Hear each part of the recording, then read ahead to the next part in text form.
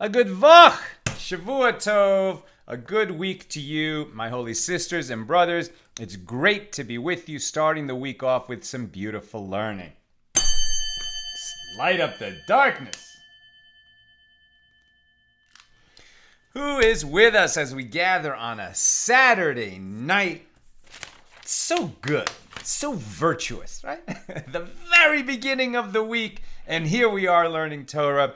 Didn't we just have that teaching that if you go from prayer to study, you're going to assure yourself a place in the world to come? Who's with us? James in Indianapolis, Sharon in Lebanon, New Jersey, Bill in mid-Missouri, Patrice in Utah, Bella in Florida, Tom says Shavua Tov, Nancy in North Carolina, Monica in Amarillo. Wonderful. Nina and I drove through Amarillo and we enjoyed it. Gwen in Michigan, Paul in the Great Northwest, Karen in Northern California, Guy in Dayton, Rebecca in LA, Melissa in Great Neck, New York, and Debbie Schweigart saying Shavua Tov from Toms River, New Jersey, over on the YouTube side. Welcome, everybody. Tonight's episode of AT Daily is sponsored by my good friend, Rabbi Mendel Simons. Very simple message. He says, appreciate all that you and Yekusiel do. So I guess I'm doing the outer outreach as accidental Talmudist and sharing Torah with all of you around the world. And Rav Yekusiel, our rabbi here in the Orange Juice Minyan in Hancock Park, is doing that kind of in-reach within our community. But we're doing the best we can to elevate everybody to the highest levels of Torah and Shemayim possible. Mendel, may you and all your loved ones be showered in blessings even more than your ample imagination could conceive. And we say Amen. Let's see where I am. Okay. All right, so where are we holding? This is Tractate Chagigah, the 13th volume of the Talmud. These are the laws of the mitzvah of appearing when the temple is standing on the festivals, right? You make that pilgrimage up to Jerusalem and bring an offering. And here in chapter 1, Mishna 1, we're discussing, so who is obligated in that? There's a line in the Torah that all your males will appear before me and they shall not come empty-handed. So we see that there's three categories of people who are sort of exempt from that obligation. First of all, if you're not a male, right, either because you're a female or you're another gender. And we see the Talmud speaks of 4 genders in addition to male and female. The androgynos, who has both genders, and the tumtum, who has neither, or the sex organs are hidden in a sense. Also people who are lame, they're injured, they're disabled, they're not able to make that festival at a time when walking was really the only way to get there. So they are excused. Minors, the imbecile who lacks capacity. Very interesting discussion yesterday that the deaf person and the mute person are obligated in the mitzvah of rejoicing, but the deaf-mute, the one who is both deaf and mute, is not obligated. And that tells you a lot about the learning process. And we're going to talk more about that today. That, a person could listen to a teacher all day long, but if he's not speaking back to the teacher, then the learning is certainly hampered. So let's get into it. We pick this up near the top of 3a. And the Gemara explains with regard to their exemption from the obligation of appearance, right? So I said the mitzvah of rejoicing. That is the mitzvah to rejoice in the holiday and to eat of the festival offering. The mitzvah of appearance is to come to Jerusalem, to the temple when it is standing, and to bring an offering, right? And certain groups were exempted in our Mishnah. And with regard to their exemption from the obligation of appearance, the Tana of the Mishnah, the rabbi of the Mishnah, derives this law by means of a verbal analogy between the word appearance, stated with regard to the command of appearance at the temple on the pilgrimage festival, and the word appearance, stated with regard to the mitzvah of assembly. So let's keep our terms straight. The mitzvah of assembly, so right, in Hebrew, right, In terms of appearance, that is iyah. And the mitzvah of assembly is hakhel, right? So hakhel, not hachel, but hakhel, is the mitzvah of assembly. That's a very interesting command. We find it in the book of Deuteronomy, right? Deuteronomy 31:12. Let me just keep reading, right? So that the Tan is deriving this law from the fact that the word to appear, the verb appear, is stated with regard to the command, right, to appear at the temple and bring an offering, and the command to appear with regard to the mitzvah of assembly. What is that? This is the obligation to assemble in the temple on Sukkot in the year following the Shemitah year, right? So when the temple is standing, and we still count the Shemitah years, that every 7th year the land would lie fallow, right? When we were at that higher exalted state, the original ancient kingdom of Israel with God, presence in our midst, when the temple was standing. So every 7th year, the farmers would not plant. And they would have faith that the superabundance of the 6th year would see them through, even though they didn't plant any produce during the 7th year. And after the 7th year ends, we go into the 8th year, which begins Rosh Hashanah, right? And then just a couple weeks later, it's Sukkot. And now, people are commanded to appear on every pilgrimage festival, but now it's a much more inclusive command that the whole nation needs to gather. And the women and children are included in this command. Why are they commanded to gather for the mitzvah of assembly? To hear the king read aloud the entire book of Deuteronomy. Right? Deuteronomy 31:12 commands that they may hear and that they may learn. And it is taught in a baraisa that the phrase they may I'm sorry, I skipped something. Deuteronomy 31:11 is the command as it is written, assemble the people, the men and the women and the little ones. And it is written in that context when all Israel come to appear. Just as the deaf person and a mute are not obligated to attend the assembly, they are likewise exempt from appearing in the temple on the festival, right? So yesterday we were looking at that distinction at the end of yesterday. Why is it that the deaf mute is one who is both deaf and mute is exempt from all the mitzvahs in the Torah, but a person who is either deaf or mute is obligated in all the mitzvahs pretty much, except he's exempt from having to appear at the temple and bring an offering, but he is obligated in rejoicing and he is obligated in appearing in that 8th year after the Shemitah year when the whole nation gathers to hear the king read the book of Deuteronomy, right? As Rav Steinsaltz explains, the Torah commands that the Jewish people must assemble in the temple courtyard once every 7 years to hear a public reading of the book of Deuteronomy by the king. And this assembly was held during the festival of Sukkot in the year following the sabbatical year. The entire nation, including men, women, and children, attended. Could you imagine if all Americans had to gather in one place, right, to hear the president read the Constitution? What an awesome spectacle that would be. The hotels and restaurants of Washington would be pleased, I'm sure. Okay. So the Gemara asks, and where, with regard to the mitzvah of assembly, from where do we derive that a deaf person and a mute are exempt? Oh, wait a minute. So wait a minute. Let me just make sure I'm getting this right. So they're exempt from that too. So yesterday we had, and one who does not hear, and I'm just going back to where we finished yesterday, and one who does not hear and does not speak, an imbecile and a minor are all exempt even from rejoicing, since they are exempt from all the mitzvahs mentioned in the Torah. And the Gemara asks, what is different with regard to the mitzvah of appearance, that a deaf person and a mute are exempt from this mitzvah, and what is different with regard to the mitzvah of rejoicing, that they are obligated, right? The deaf mute exempt from the mitzvah of rejoicing, one who is either deaf or mute obligated. Nevertheless, exempt from the mitzvah of appearance, and apparently exempt from the mitzvah of assembly as well. And the Gemara asks, and there, with regard to the mitzvah of assembly, everyone gathering to hear the king read the book of Deuteronomy, from where do we derive that one who is either deaf or mute is exempt. As it is written there, that means he can attend, but he's not obligated to attend.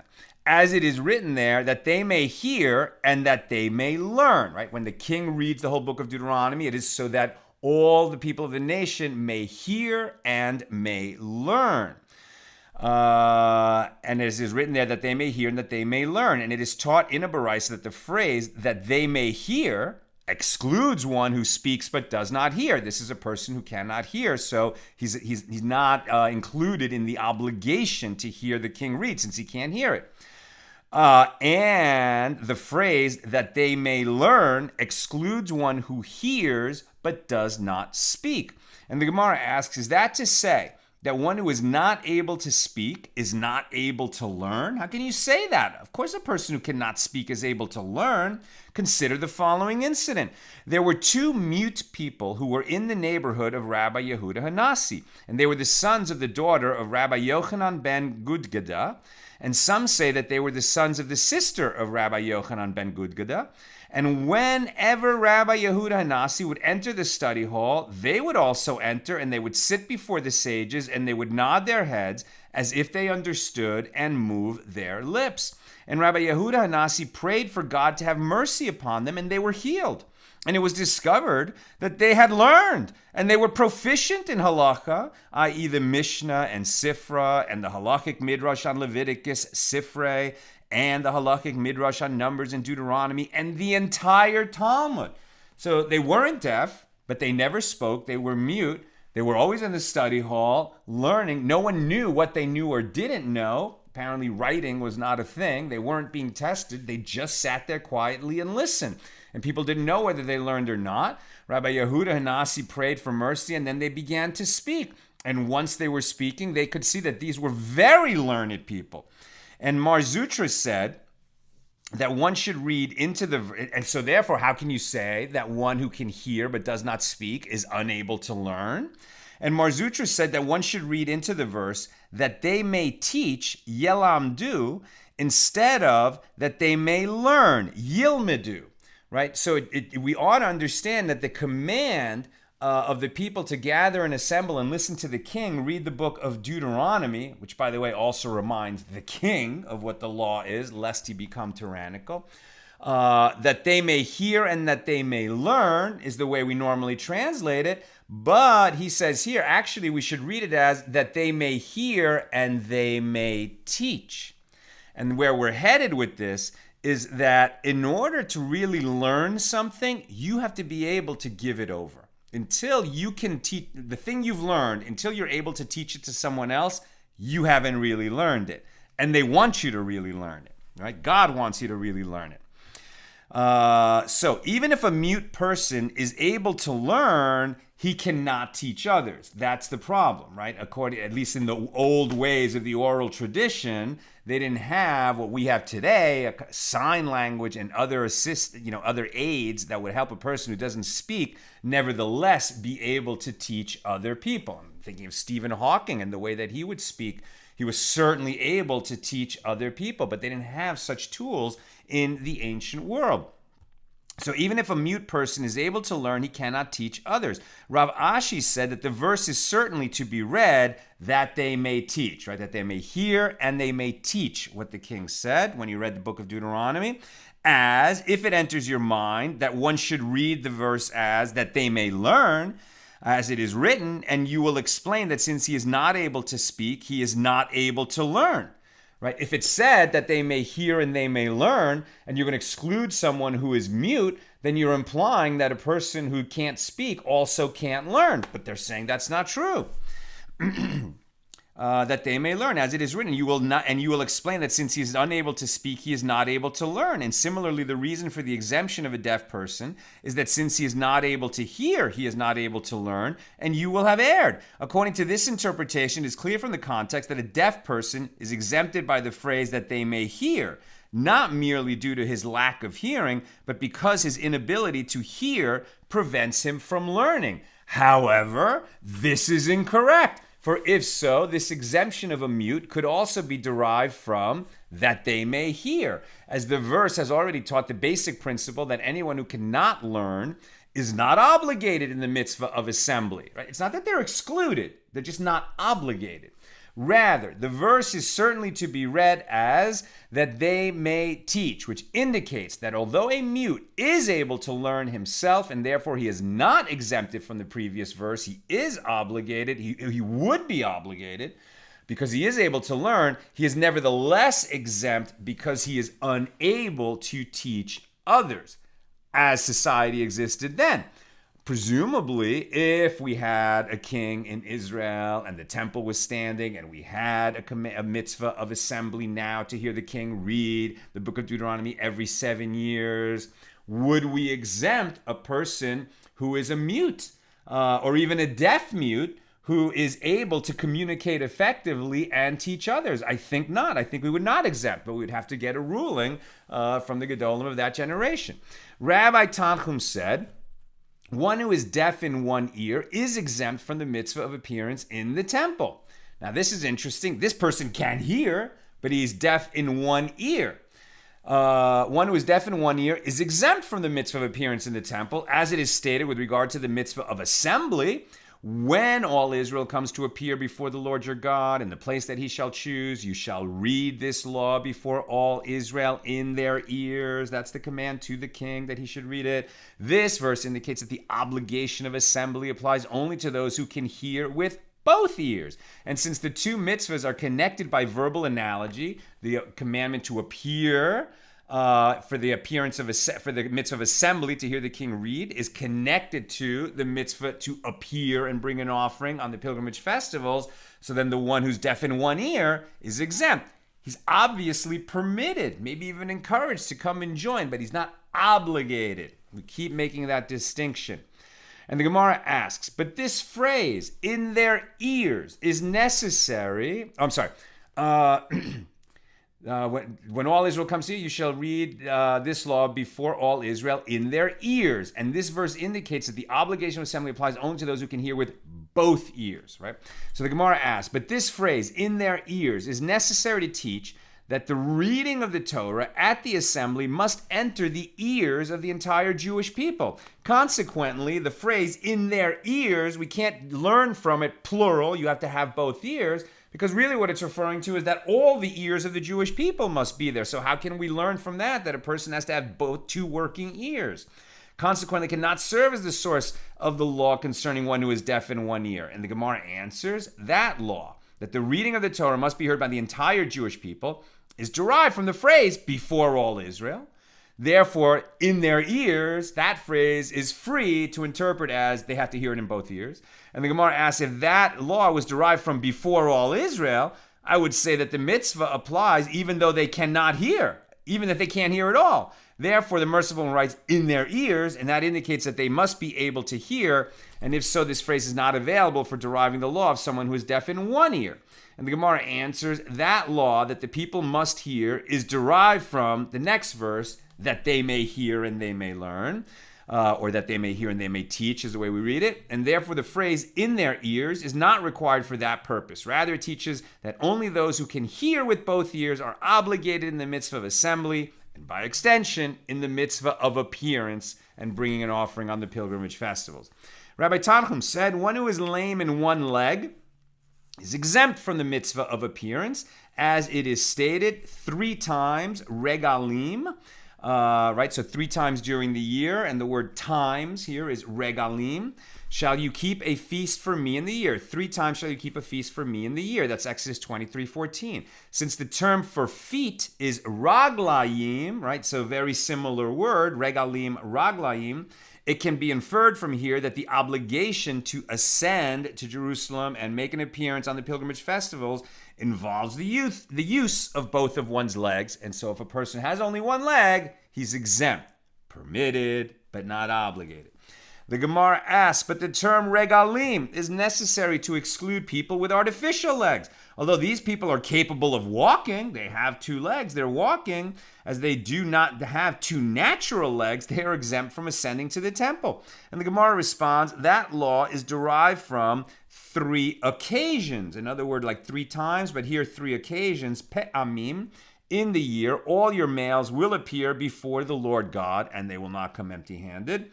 And the term pe'amim can also mean legs, as it is taught in a Baraisa with regard to the term pe'amim. Pe'amim means nothing other than legs. And so it says, the foot shall tread it down, even the feet of the poor and the steps, pa'ameh, of the needy. Isaiah 26:6. And it says, how beautiful are your feet, fe'amayich, in sandals, daughter of the prince. Recall that pe and fe is basically the same letter, so a p and an f pretty much are always going to be related to the same root. With regard to the aforementioned verse, Rava taught, what is the meaning of that which is written? How beautiful are your feet in sandals, daughter of the prince, Nadiv. How beautiful are the feet, reglahen, of the Jewish people when they ascend to Jerusalem on the pilgrimage festival, regel. Daughter of the prince. This is referring to the daughter of Abraham, our father, who is called a prince. As it is stated, the princes of the people are gathered together, the people of the God of Abraham. Psalm 47. And the Gemara asks, is God only the God of Abraham and not the God of Isaac and Jacob? But rather, the verse mentions the God of Abraham as he was the first of converts. There's a term you don't usually hear as a descriptor of Abraham, but that's certainly what he was. Abraham was not born a Jew. He became a Jew. He became the first Jew as he realized on his own that there is only one God. And having realized that, God reached out to Abraham. Abraham rewarded him, made a covenant with him and his descendants forever. But Abraham was the first convert to Judaism. And the Gemara cites another statement of Rabbi Tanchum. Rav Kahana said that Rabbi Nassan bar Manyumi taught in the name of Rabbi Tanchum, what is the meaning of that which is written with regard to Joseph? And they took him and cast him into the pit, and the pit was empty, and there was no water in it. Why are we learning this teaching about Joseph and the pit, which we've actually learned before? Simply because we just introduced a rabbi's teaching, Rabbi Tanchum, and now we're getting another one of his teachings before we leave the subject of Rabbi Tanchum. So what is the meaning of that which is written with regard to Joseph? And they took him and cast him into the pit, and the pit was empty. There was no water in it. Genesis 37:24. Now by inference from that which is stated, and the pit was empty, don't I know that there was no water in it? Rather, this teaches that there was no water in it, but there were snakes and scorpions in it. It was only by the grace of God that Joseph remained alive in that dangerous pit. Back to the subject of the Chagigah and who are obligated to appear in the mitzvah of appearance. The sages taught there was an incident involving Rabbi Yochanan ben Baraka and Rabbi Lazar ben Chizma when they went to greet Rabbi Yehoshua in Pekin. And Rabbi Yehoshua said to them, what novel idea was taught today in the study hall? They said to him, we are your students and we drink from your water, i.e. all of our Torah knowledge comes from you. And therefore, how can we tell you something that you have not already learned? Right? So their teacher says, you guys were in the study hall today. I wasn't there. What did you learn that was new? They said, you're our teacher. Everything we know about Torah, we learned from you. He said to them, even so, there cannot be a study hall without a novelty. You always learn something new when you learn. And he asked them, whose week was it? I.e., who was the lecturer this week? And they said to him, it was Rabbi Lazar ben Azariah. Now, we saw quite a while ago, right, this is the infamous story where Rabban Gamliel, the Nasi, was very harsh to Rabbi Yehoshua ben Levi, and the other sages arose and deposed Rabban Gamliel, and they installed Rabbi Lazar ben Azariah as the Nasi, even though he was very young, because he had a great lineage of ancestors, powerful ancestors in heaven who could protect him, and he was wealthy and incorruptible and a beautiful scholar, amazing.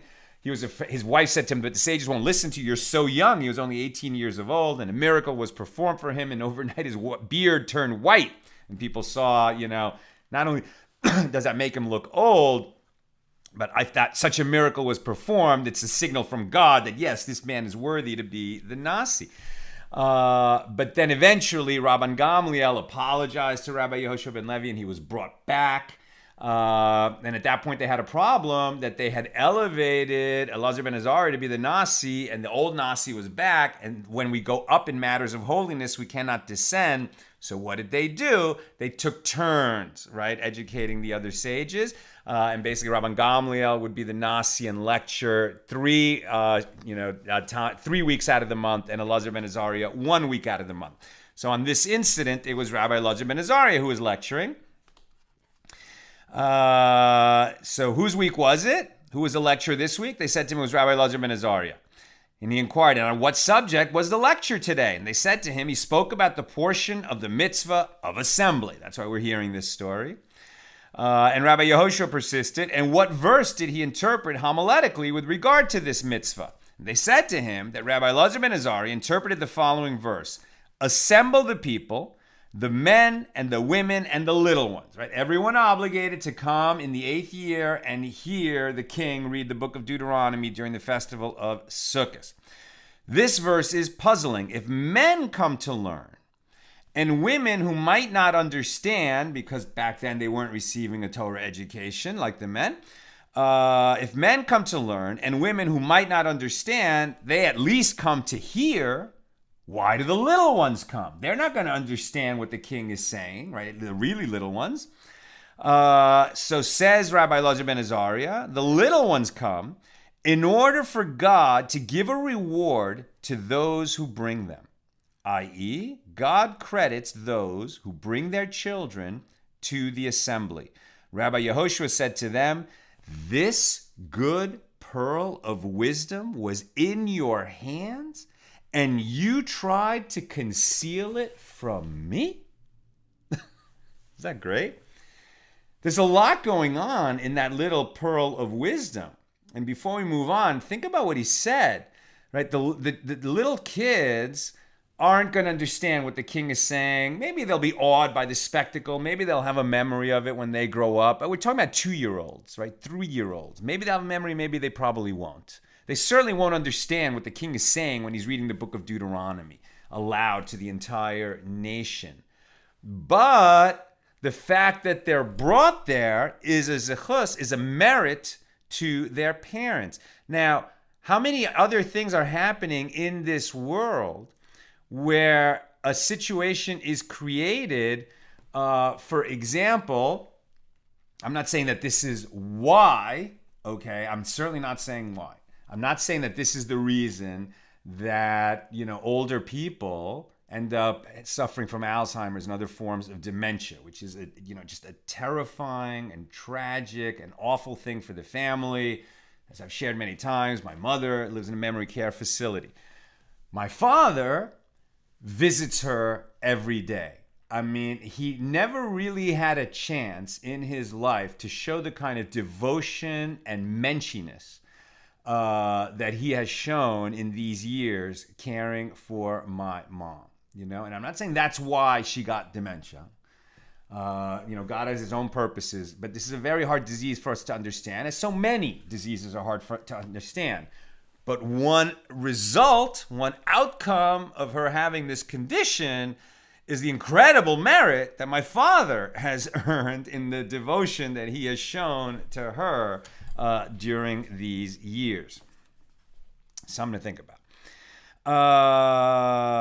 Upon seeing that Rabbi Yehoshua was pleased to hear this idea, Rabbi Yochanan ben Barak and Rabbi Elazar ben Chizma said to him, well, we learned more stuff in the study hall today. Additionally, Rabbi Elazar interpreted the following verses homiletically from Deuteronomy 26:17 through 18. You have affirmed this day that the Lord is your God, and that you will walk in his ways and keep his statutes, his mitzvahs, his ordinances, and listen to his voice. And the Lord has affirmed you this day to be his treasure, as he promised you, that you should keep all his mitzvahs. Right? So this is Moses talking to the people on the eve of his final departure, because he's not going to go into the promised land with them. They're going to enter being led by Joshua. And so that the whole book of Deuteronomy is basically a goodbye sermon from Moses, who was once mute, a person who said, how could I possibly lead the people? I stutter. I can't speak. practically mute. I mean, he could speak, but the idea of public speaking terrified and froze Moses so much that Aaron had to do the talking for him to Pharaoh and in front of the Jewish people. And now, at the end of his life, he's speaking for a month, right? A month-long sermon. Okay, and in the midst of that, this beautiful, amazing teaching where Moses says to the people, you have affirmed, right? You have, like, God did this to you, but now you have signed your name on the line, as it were, right? You ratified the contract that was initially imposed on you, that you will follow the laws that God gave you, and you will be a treasure to God, right? That's our covenant with God. And Rabbi Elazar explained, the Holy One, blessed be He, said to the Jewish people, you have made me a single entity in the world, as you singled me out as separate and unique. Was God not a single entity before Abraham and his descendants recognized God as the only God? Obviously, there's only one God. He was only one God before and after he was recognized. But when Abraham and the Jewish people came to teach the world that there is only one God, the world came to know, at least those who would listen, that there is only one God. Previously, they were all idolaters, pantheists, polytheists, etc. And it was Abraham and his descendants who made God one in this world. Or we're still in that process. We're still working on it, right? That everyone in the world should know there is one God. But until that started to happen, right, people didn't know that there was only one God. And so says Rabbi Elazar, right, you, the Jewish people, you have made me, God, a single entity in the world, and therefore I will make you a single entity in the world, as you will be a treasured nation chosen by God. And for sure, the Jewish people are unique. I mean, in so many ways, there's no other people like the Jews, this tiny people who are still here, over 3,000 years later, following these ancient laws that we are still learning now on a Saturday night over the internet, online streaming, taking the base midrash, right, that Rabbi Elazar was teaching in 3,000 years ago or 2,000 years ago, and now making it, available to the world. But we're still teaching the same teachings, right? It's unique. And you have made me, I will make you, as you will be a treasured nation chosen by God.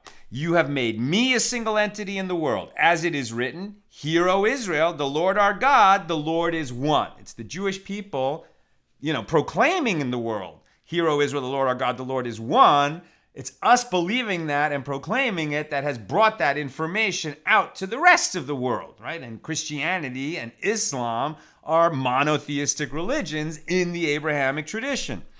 And therefore, I will make you a single entity in the world, as it is stated from 1 Chronicles 17:21.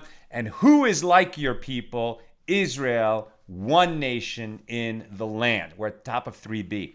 And the Gemara adds, and Rabbi Elazar ben Azariah also commenced his lecture, and he taught, it is written, the words of the wise are as goads, right? A goad, like an ox goad, right? It's like whatever you're using to prod your ox to keep walking in the field. The words of the wise are as goads, and as nails well fastened are those that are composed in collections. They are given from one shepherd. This is Kohelet, Ecclesiastes 12:11. Why are matters of Torah compared to a goad?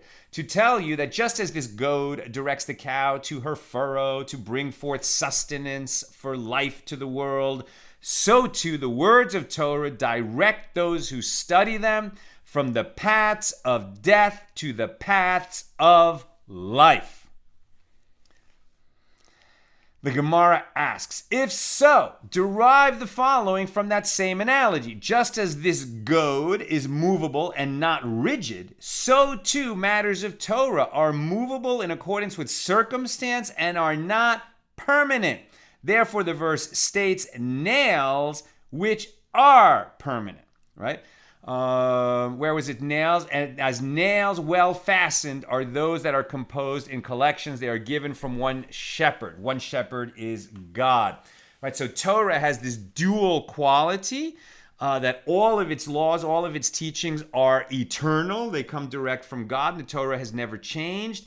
And yet, the laws of Torah are able to be applied in every generation, no matter how much the world changes, because they come from a holy source. And we've been given this oral tradition and the ability to understand how the law can be extended and applied in novel situations in every generation. And the Gemara further asks, if so, one can explain as follows. Just as this nail is diminished in size and does not expand as it wastes away over time, so too matters of Torah are gradually diminished and do not expand. Therefore, the verse states, well fastened. Just as this plant, neti'ah, flourishes and multiplies, so too matters of Torah flourish and multiply. Those that are composed in collections, these are Torah scholars who sit in many groups, asupot, and engage in Torah study.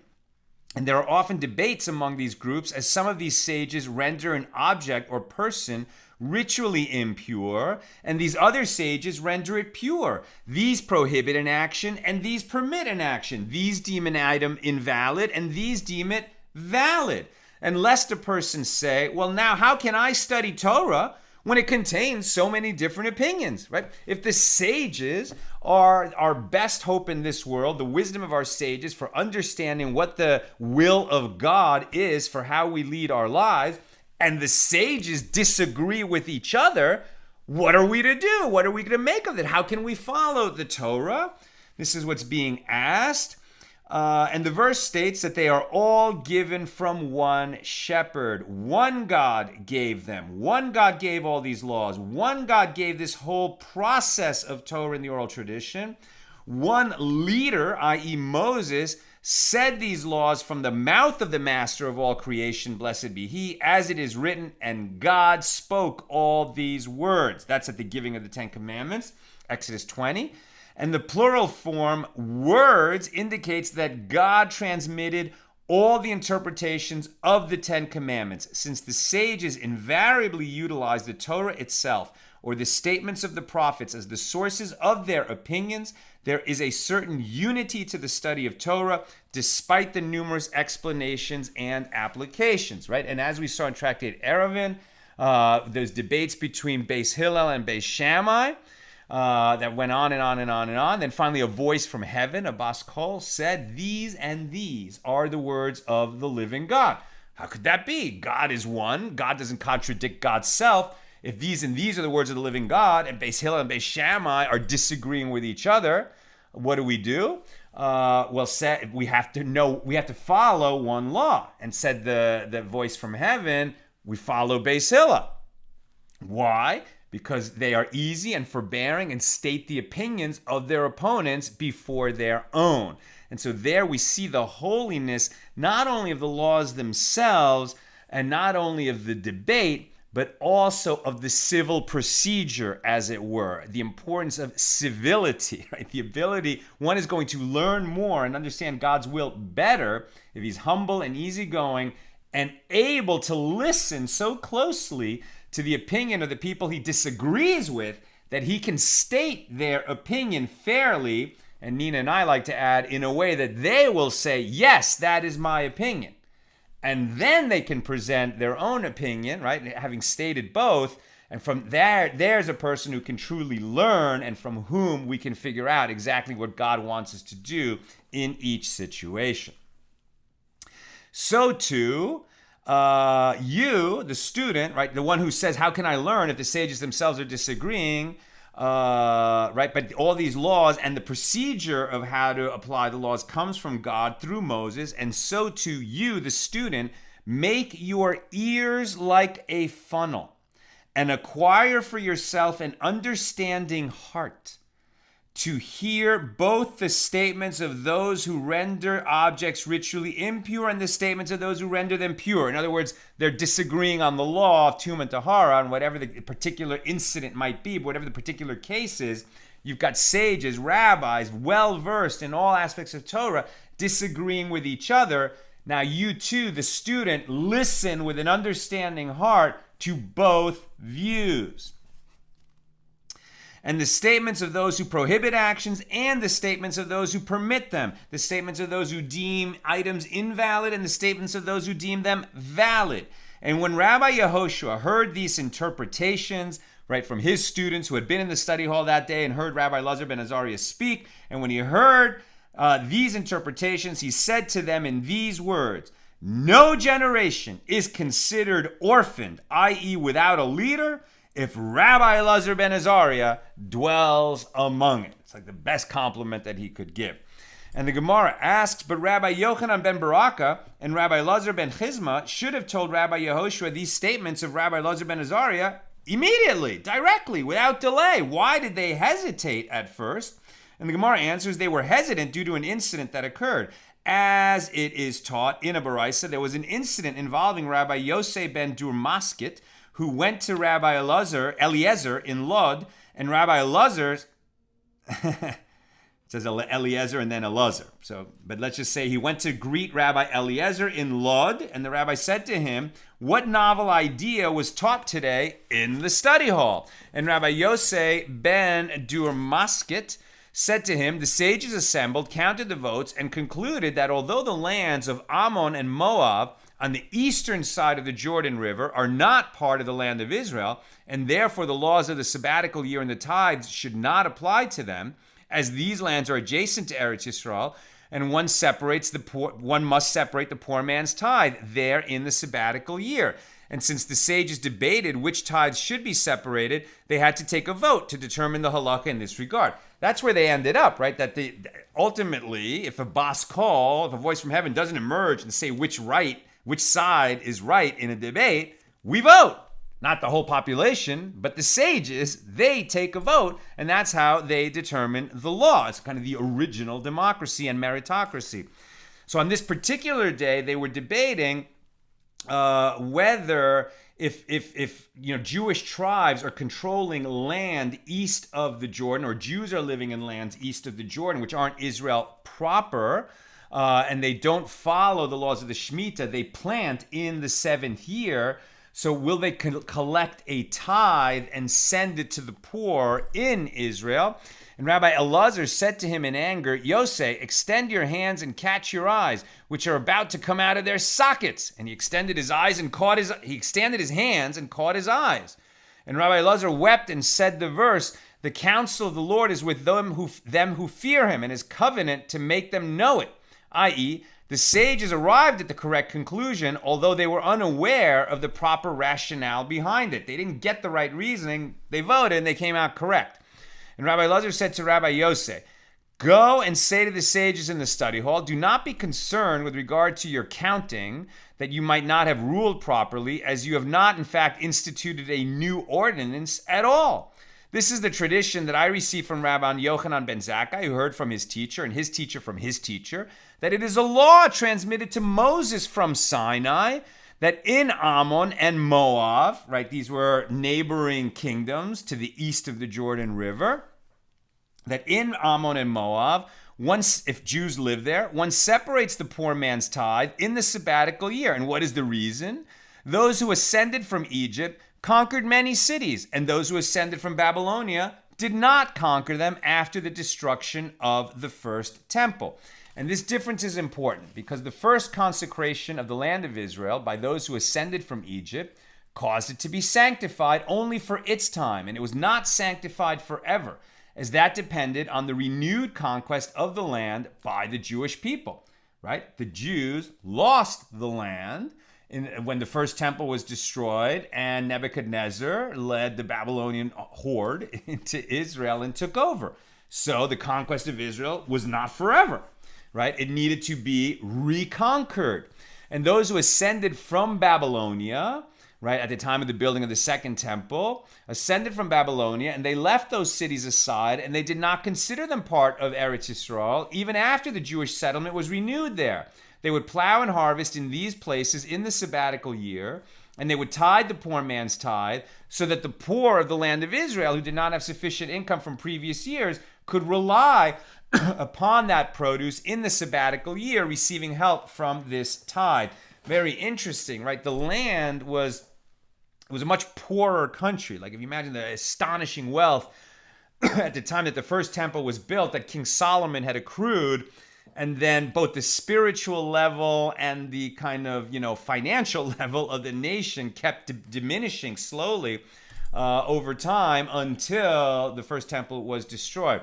When the exilees returned and built the second temple, thanks to the king of Persia allowing them to do it, it was still an impoverished land. They had very few people and few farmers, and they weren't at that exalted spiritual level anymore.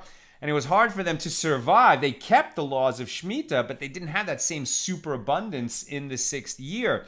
And so it helped to feed the people that outside Israel proper, right on the east side of the Jordan River, they would farm the land in the 7th year, and they would send the poor man's tithe to keep the people going who were, trying to renew the land and make it come to life again. And it was taught that after Rabbi Elazar's mind was put at ease, he said, "May it be God's will that Rabbi Yossei's eyes should return to their place." And indeed, his eyes returned. And due to this event, in which Rabbi Elazar responded harshly when his disciple related what he considered a novel idea, right? What did you learn in the study hall today? Oh, we learned something great. It was amazing. And they said, that's not new at all. You guys didn't realize that this law had already been given. And so since it had happened once that somebody was excited to tell his own teacher about something novel that was taught in the study hall that day, these two students of Rabbi Yehoshua, right, when they were telling him, they were a little hesitant to say we learned something new, and he had to tease it out of them. Back to our subject. The sages taught who is considered an imbecile. Right, so an imbecile, somebody of diminished mental capacity, is exempt from the obligation to appear 3 times a year when the temple is standing in the mitzvah of appearance and bringing an offering. So who is an imbecile? One who goes out alone at night, one who sleeps in a cemetery, and one who tears his garment. Now, we know we tear our garments as a sign of mourning when we lose a loved one. Obviously, that doesn't make me an imbecile. So what is meant by this? And, really, if I go out at night, it might not be the smartest thing, especially with crime rising in LA, but does that make me an imbecile? One who sleeps in a cemetery? Okay, that's pretty strange. But what are they actually saying here? It was stated that Rav Huna said, one does not have the halachic status of an imbecile until there are all of these signs present in him at the same time. A person who goes out alone at night and sleeps in a cemetery and tears his garments, meaning rips his clothes up.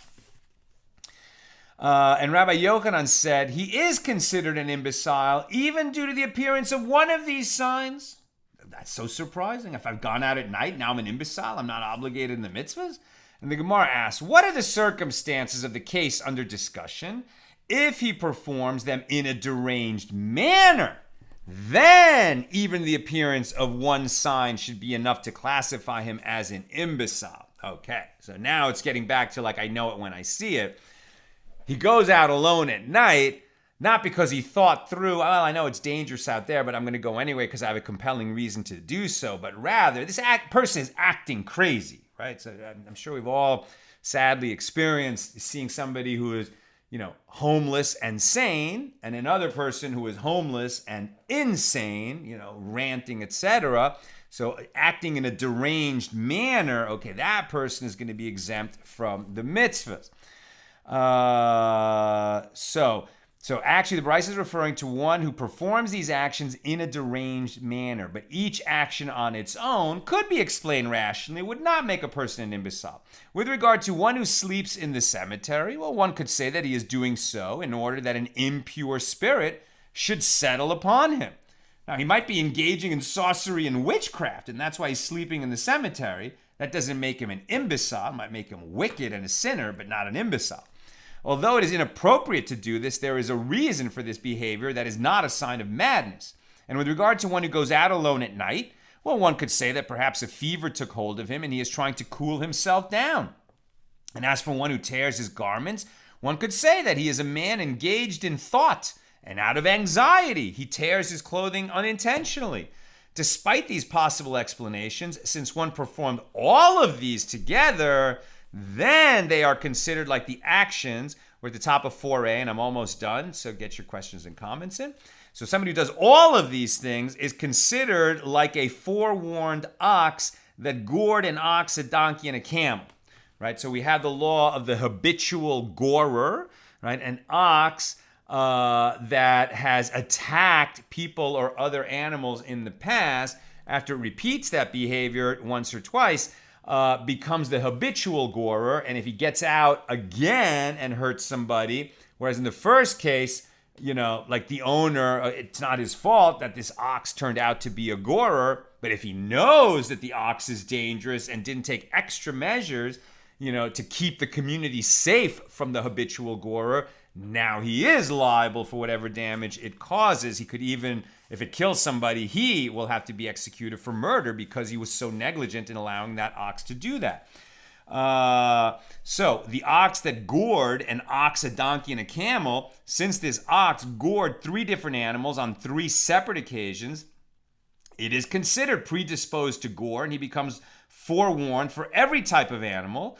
Likewise, if someone performs these 3 different deranged actions, walking alone at night, sleeping in a cemetery, and tearing up his clothing, it is assumed that there is no logical reason for his behavior, and he is classified as an imbecile. And Rav Papa said if Rav Huna had heard that which is taught in a Baraisa, who is an imbecile? This is one who destroys whatever is given to him. He would have retracted his statement that one is an imbecile only if he performs these 3 deranged actions. Maybe that seems like a better definition, that no matter what you give him, food, tools, scripture, clothing, anything that you hand to him, he destroys it. Well, that does sound like a deranged person. A dilemma was raised before the sages with regard to Rav Papa's statement. When Rav Papa claims that Rav Huna would have retracted his statement, would he have retracted only from the case of one who tears his garments, as this person is similar to the one who destroys whatever is given to him? Or perhaps he would have retracted his opinion with regard to all of the signs of an imbecile? And the Gemara states that the dilemma shall stand unresolved. Taiku. We don't know whether he would have retracted all 3 elements of the definition or just the part about one who tears clothing. All right, that's what we've got tonight. What a rich and colorful page we've had to start our week. Let's see if there's some questions or comments. Regarding deaf people, Heather Dickus says, I'm glad that you emphasize that they are not obligated. Does it mean that the fact that they're not obligated doesn't mean that they're not excluded? And that warms my heart. Thank you for emphasizing that. Thank you, Heather. Monica Arnold, I am reminded strongly of Helen Keller. When you are intelligent and have a message, suppose a strong one provided by God, communication will be discovered and discussed no matter what the disability. Right? And I mean, somebody let me know, like when Helen Keller's teacher discovered that there was a thinking person inside, a woman who was blind, deaf, and dumb, and that she could be taught, and ended up becoming an amazing writer and teacher. Helen Keller, an amazingly accomplished woman. Did sign language already exist, or did her teacher kind of create a language of signs? I'd like to know that. I'm not sure. But at any rate, and we've now seen the teaching both on page 2 and page 3 of this tractate, that one who can communicate is in a completely different class than the cheresh that they were talking about, the one who is deaf and dumb and therefore exempt from all mitzvahs, right? That one is classified that way because we just don't know what's going on in there. So how can we obligate them in the mitzvahs? But once they have established that communication channel, that's a totally different situation. Sharon, we cannot make modern day judgments on rabbinic times. Amen, amen, amen.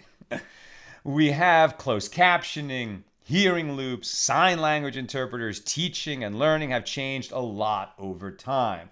Exactly. In this and in many other matters, right? And so, we had a very lively discussion at our Shabbos table about the fact, that women are excluded as witnesses.